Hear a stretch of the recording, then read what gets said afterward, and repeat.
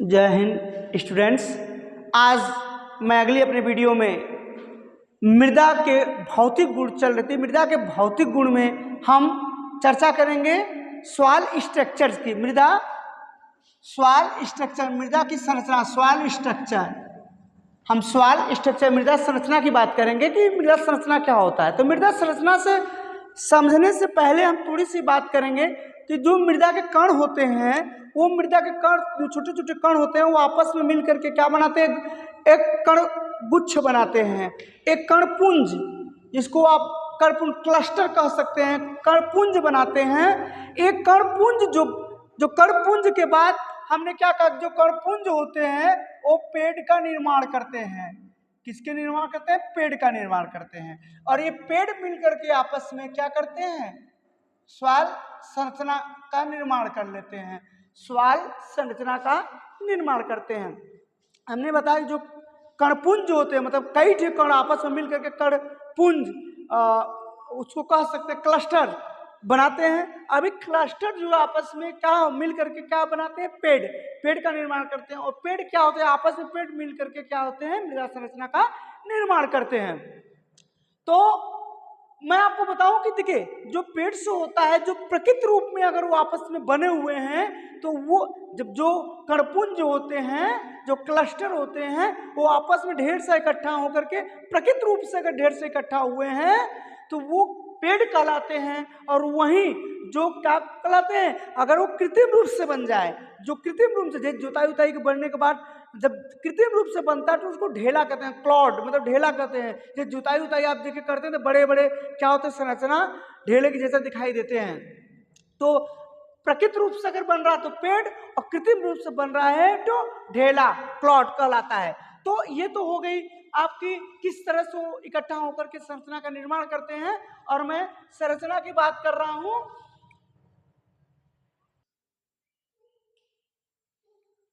तो हम स्ट्रक्चर्स की बात करते हैं। स्ट्रक्चर की हम अगर डिफिनेशन, परिभाषा की बात करें तो मृदा के प्राथमिक एवं द्वितीयक कण, क्या बोला जा रहा है कि मृदा के प्राथमिक एवं द्वितीयक कण की व्यवस्था को मृदा संरचना कहते हैं। जो मृदा की प्राथमिक कण होती है और जो द्वितीयक कण होती है। प्राथमिक कण के मतलब जो कण होती है, उसकी जो पार्टिकल है। द्वितीयक कण मतलब जब वो पेड्स के रूप में निर्माणित हो जाता है, पेड़ हो जाता है, तो वही बोला जा रहा है कि मृदा के प्राथमिक एवं द्वितीयक कण की व्यवस्था को मृदा संरचना कहते हैं।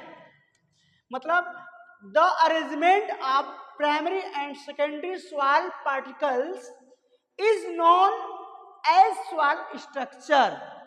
तो हमने क्या कहा कि मृदा के प्राथमिक एवं द्वितीयक कणों की व्यवस्था को मृदा संरचना कहते हैं।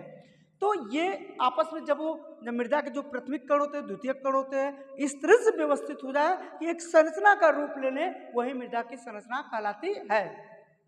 तो दोस्तों, प्राथमिक तथा द्वितीयक कणों के पारस्परिक संयोग, प्राथमिक तथा द्वितीयक कणों के पारस्परिक संयोग से मिलकर बनी मृदा कण कई प्रकार से व्यवस्थित रहते हैं। जो प्राथमिक और द्वितीयक कण होते हैं, उनकी जो व्यवस्था होती है, जो इस प्रकार से मिलते हैं, वो कई प्रकार से मिलते हैं,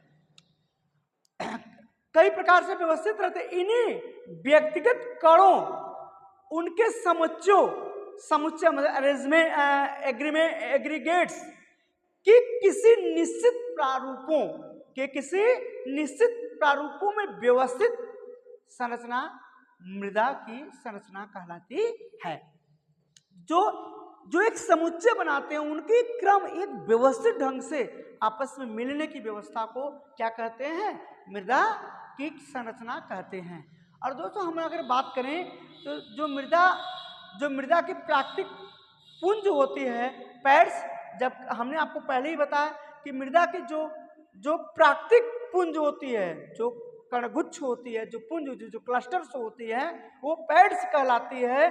पेड, PED, पैड्स कहलाती है। जबकि कृत्रिम पुंज ढेला, क्लॉड, क्या कहलाती है?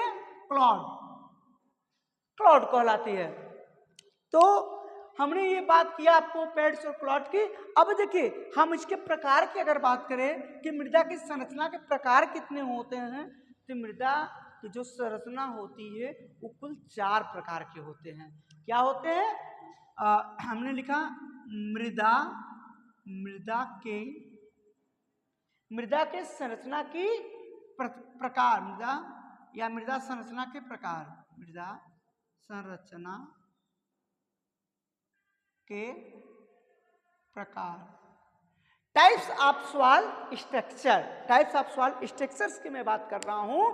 तो देखिए ये जो इनके कण होते हैं, जो मृदा के कण होते हैं, वो कण की जो व्यवस्था होती है विभिन्न परिस्थितियों में, विभिन्न वातावरण में, विभिन्न स्थानों पे भिन्न भिन्न प्रकार से आपस में अरेंजमेंट होते हैं। तो इस आकार पे, इस प्रकार जो उनकी विभिन्न जो अलग अलग परिस्थितियां हैं, उसके आधार पे मृदा संरचना कुल 4 प्रकार की होती है।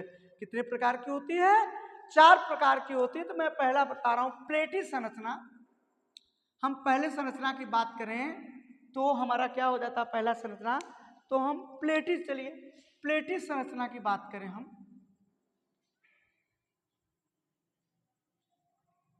प्लेटी संरचना,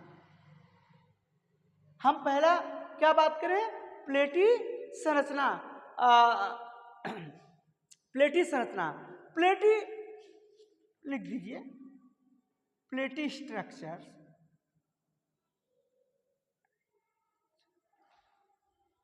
प्लेटी स्ट्रक्चर्स की बात कर रहे हैं। तो देखिए प्लेटी स्ट्रक्चर से क्या तात्पर्य? प्लेटी नाम से ही स्पष्ट हो रहा, प्लेटी मतलब प्लेट के आकार का। प्लेटी संरचना क्या होती है? प्लेट की आकार का, जो तस्तरी प्लेट की आकार का अगर कोई संरचना बन रहा है तो उसे हम प्लेटी संरचना कहते हैं। हम इसको ऐसे कह सकते हैं, जो कणपुंज होती हैं, जो कणपुंज मतलब जो पार्टिकल्स होते हैं, उनके जो क्लस्टर होते हैं, पार्टिकल से जो क्लस्टर होती है, कणपुंज जो होती हैं का क्षैतिज अक्ष हॉरिजॉन्टल्स और ऊर्ध्वाधर, जो ऊर्ध्वाधर अक्ष होता है वर्टिकल, मतलब कि मैं क्या ऊर्ध्वाधर, मैं खड़ी की बात कर रहा हूं और मैं इसकी बात कर रहा हूं, मैं ऊर्ध्वाधर और क्षैतिज की बात मैं कर रहा हूं, हॉरिजॉन्टल और वर्टिकल की मैं बात कर रहा हूं।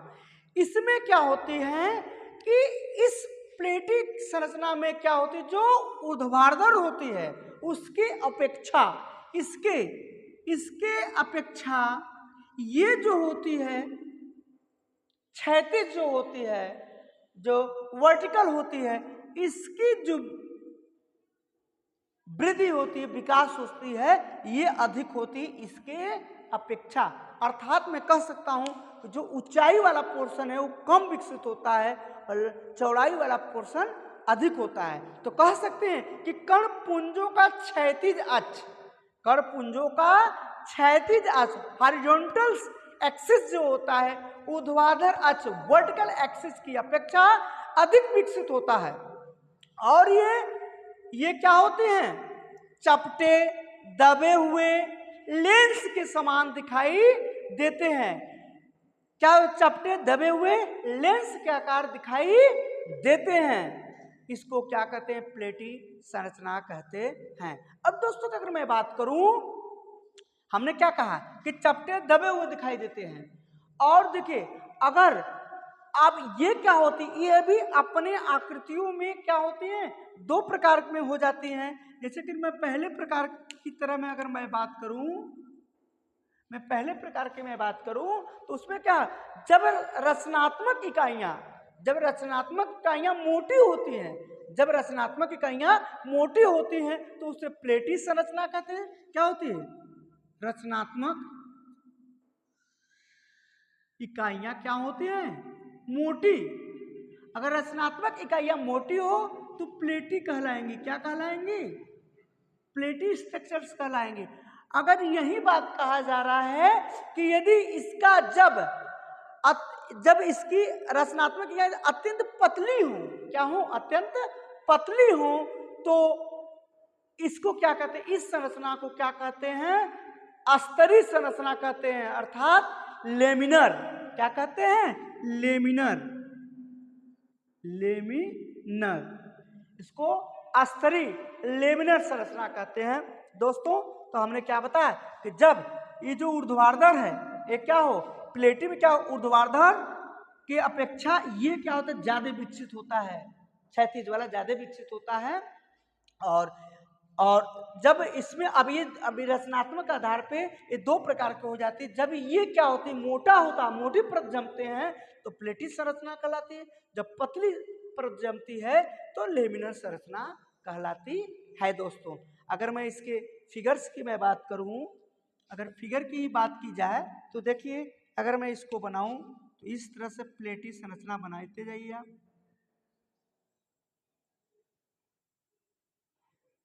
प्लेटी संरचना बना लीजिए आप। इस तरह से प्लेटी संरचना हो गई। ये देखिए ये क्या होता है, ये बहुत ऊंचा नहीं है और ये क्या लंबा है, मतलब ये इसके अपेक्षा ये क्या होती है, लंबा हो जाती है, तभी तो चपटी होते हैं। और यही जब ये पतली बहुत हो, यही चीज को जब ये पतली है रह जाए तो ये क्या हो गया, मिला ये प्लेटी हो गया, प्लेटी संरचना हो गया। और ये क्या लेमिनर हो गया, स्तरी, स्तरी मतलब लेमिनर। ठीक है दोस्तों, तो ये हो गया हमारा क्या हो गया, प्लेटी संरचना। अब बात आती है कि ऐसी संरचनाएं डेवलप कहाँ होती हैं। तो ऐसी जो संरचनाएं होती हैं वो क्या होते हैं, नम प्रदेशों में, नम प्रदेशों में ऐसी संरचनाएं विकसित होती हैं। नम प्रदेश है तो वहां पे क्या, फॉरेस्ट एरिया अधिक होगी। जब फॉरेस्ट एरिया अधिक होगी तो उसमें खेती वगैरह की प्रोसेस नहीं होगी। अगर खेती उती की प्रोसेस होगी तो क्या होगा, चूंकि ये ए संस्थान में पाई जाती है, किस संस्थान में पाई जाती है, ए हॉरिजॉन में पाई जाती है। किस में पाई जाती है स्टूडेंट्स, ये ए हॉरिजॉन्स में पाई जाती हैं, ए हॉरिजॉन्स में पाई जाती हैं। और ए हॉरिजॉन्स में क्या होता है, खेती होती। अब फॉरेस्ट एरिया में क्या होता है, खेती हो रही तो होगी नहीं, जब खेती होगी तो वहाँ पे खुदाई जुताई होगा नहीं। जब इस प्रकार की क्रियाएं, जो कल्टीवेशन की जो क्रियाएं होती हैं वो तो टिलेज वगैरह होगा नहीं। जब ये नहीं होगा तो इस प्रकार की संरचना वहाँ पे क्या होती है, विकसित होती है। तो नम जलवायु में जहाँ फॉरेस्ट एरिया वाली होती है वहाँ होती है और ए संस्थान में पाई जाती है। इनके कणपुंजों की जो मोटाई होती है, इनके जो कणपुंजों की मोटाई होती है वो 1 से 10 मिलीमीटर होती है। क्या होती है, एमएम मिलीमीटर होती है, 1 से 10। तो ये मेरा क्या हो गया, प्लेटी संरचना हो गया दोस्तों। अब मैं बात करता हूं आपका प्रिज्मी संरचना की। अब प्रिज्मी जो संरचना होती है, प्रिज्मी संरचना, दूसरा का क्या है बेटा, मैं प्रिज्मी संरचना की मैं बात बता रहा हूं। प्रिज्मी, प्रिज्मी संरचना क्या हो गया मेरा, प्रिज्मी संरचना मतलब प्रिज्मेटिक, क्या होगा, prismatic, prismatic structures, prismatic structures. ये क्या होगा मेरा, प्रिज्मी संरचना में क्या होगा, इसमें क्या होता है, प्रिज्मी संरचना में क्या होता है दोस्तों, इस संरचना में जो कणपुंज होते हैं इनकी ऊर्ध्वाधर अक्ष जो होती है, जो वर्टिकल अक्ष होती है, वो क्षैतिज अक्ष से क्या होती है, वो क्षैतिज अक्ष से क्या होती है, अधिक विकसित होती है। अर्थात मैं कह सकता हूं कि ये एरिया क्या होती है, ज्यादा विकसित होती है इसके अपेक्षा। क्या होती है, ये जो एरिया होती है ये ज्यादा विकसित होती है इसके अपेक्षा। मतलब मैं कह सकता हूं कि जो ऊर्ध्वाधर जो वर्टिकल होती है वो हॉरिजॉन्टल से क्या होती है, ये जो हॉरिजॉन्टल है इस हॉरिजॉन्टल से क्या होती है, वर्टिकल अधिक विकसित होता है। सॉरी मैं पहले वाले में साथ आपको हॉरिजॉन्टल और मैं वर्टिकल का गलत बता दिया था। इसमें जो ये क्या होता है, जो ऊर्ध्वाधर होती है वो हॉरिजॉन्टल से होती है और वर्टिकल क्या होती है, क्षैतिज। ठीक है ना, तो ये वाला जो ये कम विकसित होगा इसके अपेक्षा, मतलब ऊंचाई में अधिक विकसित होगा और नीचे फ्लैट पे क्या होगा, कम विकसित होगा। उस प्रकार में क्या हो जाएगा, ये आपका प्रिज्मी संरचना बनाता है। प्रिज्मी संरचना क्या होता है, और मैं आपको बताऊं कि ये क्या होता है, ये अक्सर क्या होते हैं, गोलेकार होते हैं। जब उनके गुंबद जो ऊपरी वाला हिस्सा है ये गोला हो जाए तो एक्चुअली में वो क्या हो जाती है, आपको प्रिज्मी स्तंभाकार उसको कहेंगे, क्या कहें, स्तंभाकार कहेंगे, लेकिन जब उस पे क्या हो जाएगा, प्रिज्म का आकार लेगा तो उसको क्या कहेंगे, प्रिज्मी संरचना कहते हैं। प्रिज्मी संरचना जो होती है ये अक्सर शुष्क और अर्ध शुष्क मृदाओं में पाई जाती है। जहां पे क्या होता है, वातावरण शुष्क और अर्ध शुष्क होते हैं वहां पे पाया जाता है। और ये क्या होता है, बी हॉरिजॉन में पाया जाता है। किस में पाया जाता है, बी हॉरिजॉन, बी संस्तर में ये संरचना पाई जाती है। और हमने आपको बताया, देखिए इसकी अगर मैं फिगर की बात करूं, अगर मैं इसके फिगर की बात करूं, देखिए ये अगर ये इस तरह से हो,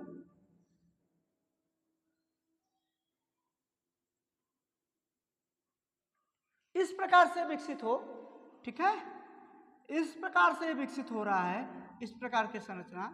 देखिए इसमें क्या है जी, ये है वर्टिकल है, ये हॉरिजॉन्टल, इससे क्या होता है, ये क्या है आपका, देखिए ये कम विकसित है और ये अधिक विकसित है। इस प्रकार में क्या होगा, और ये जब ये गोला बना लेगा उस पर, इस प्रकार से बना लेगा, तो ये संरचना क्या गए कलुम, क्या बना लेंगे, कैलुमिनल, क्या बना लेंगे, कैलुमिनल,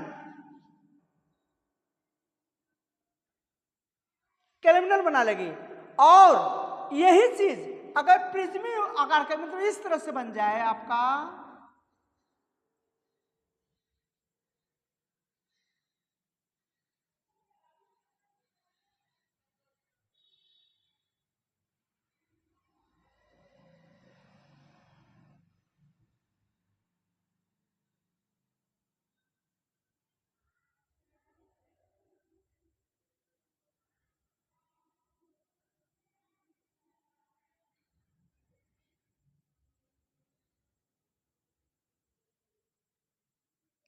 मतलब इस तरह से बना ले, पंचकोणी जैसे रूप में बना लेता है उस पे, तो ये क्या प्रिज्म बना लिया, क्या बना लिया, प्रिज्म बना लिया। तो ये गोल हो अगर तो कॉलुमिनल हो जाएगा, और ये जब प्रिज्म ऊपर बन जाए तो क्या, मैं थोड़ा सा स्पष्ट नहीं बना पा रहा हूं, आप लोग ज्यादा बेटर बना पाएंगे, तो इसको कहेंगे प्रिज्मेटिक कहेंगे, क्या कहेंगे, प्रिज्मेटिक।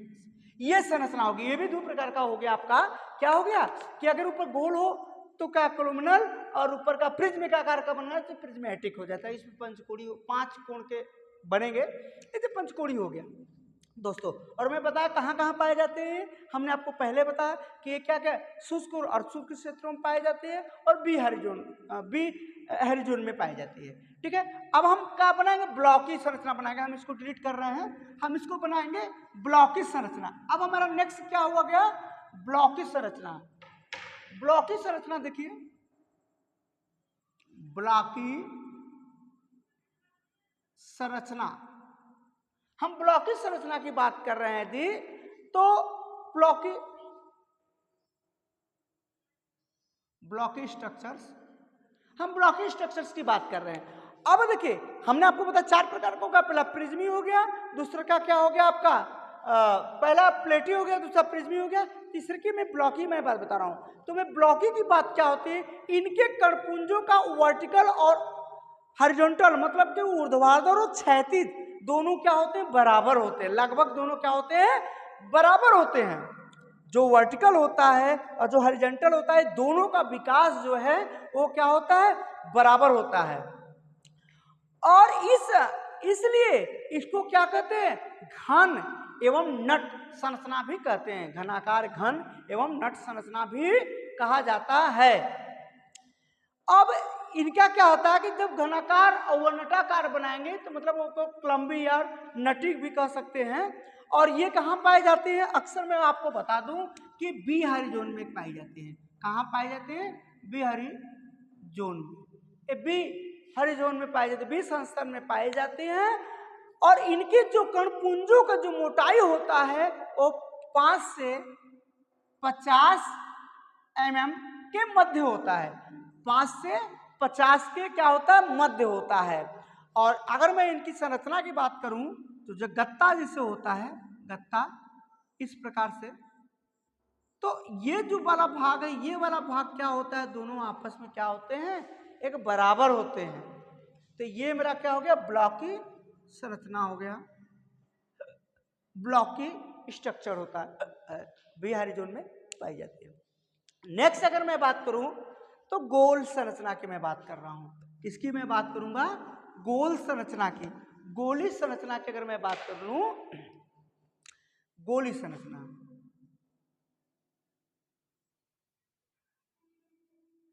मैं चौथा अगर संरचना की मैं बात करूं तो क्या हो जाएगा, गोलाकार कहते हैं, गोली संरचना या गोलाकार संरचना, ठीक है, कर्व। तो इस स्पेरिकल मतलब, तो स्पेरिकल संरचना, इसमें क्या होता है कि इसमें जो पेड्स का आकार होता है, गोलीकार में जो पेड्स का आकार होता है वो 1 से 10 mm होता है। कितना होता है, 1 से 10 mm, 1 से 10 mm। इसमें जो पेड्स, जो कणगुच्छ होते हैं, कणपुंज होते हैं, उनकी आकार क्या होती है, 1 से 10 mm होती है। किसमें, गोलाकार संरचना में। और गोलाकार संरचना क्या होती है, ये गोल और एक गोल के रूप में भी होती है, कर्व, जो कर्व होता है कर्व के रूप में होती है, अनियमित भी होते हैं, और इनके कणपुंज को दानेदार भी होते हैं। इसको कह सकते हैं, ये ऐसे भी बनते हैं और ये इस प्रकार भी होते हैं, इस प्रकार भी होते हैं। तो क्लम्बी और नटी, क्लम्बी और नटी इस प्रकार के होते, क्लम्बी हो गया, ये नटी हो गया, इस प्रकार से होते हैं। और इनमें क्या होते हैं, ये हमने आपको बताया, इनके कणपुंज क्या होते हैं, दानेदार होते हैं। अर्थात ये खेती के दृष्टिकोण से सबसे अच्छी संरचना होती है। ये खेती के दृष्टिकोण से क्या होती है, सबसे अच्छी संरचना होती है। और ये कहाँ पाए जाते हैं, मृदा के ऊपरी सतह पर पाए जाते हैं। तो दोस्तों, आई होप कि ये वीडियो आपको पसंद आई होगी। और मैं आपसे बताऊं कि काफ़ी दिनों से मैं थोड़ा सा अस्वस्थता के कारण जो वीडियो मैं नहीं डाल पा रहा था, आज लगभग काफ़ी दिनों के बाद मैं इस वीडियो को डाल रहा हूं। तो दोस्तों, अगर ये वीडियो आपको अच्छी लगे तो आप चैनल को सब्सक्राइब कर दीजिए, वीडियो को लाइक कर दिए, अपने दोस्तों में शेयर कीजिए। तब तक के लिए धन्यवाद।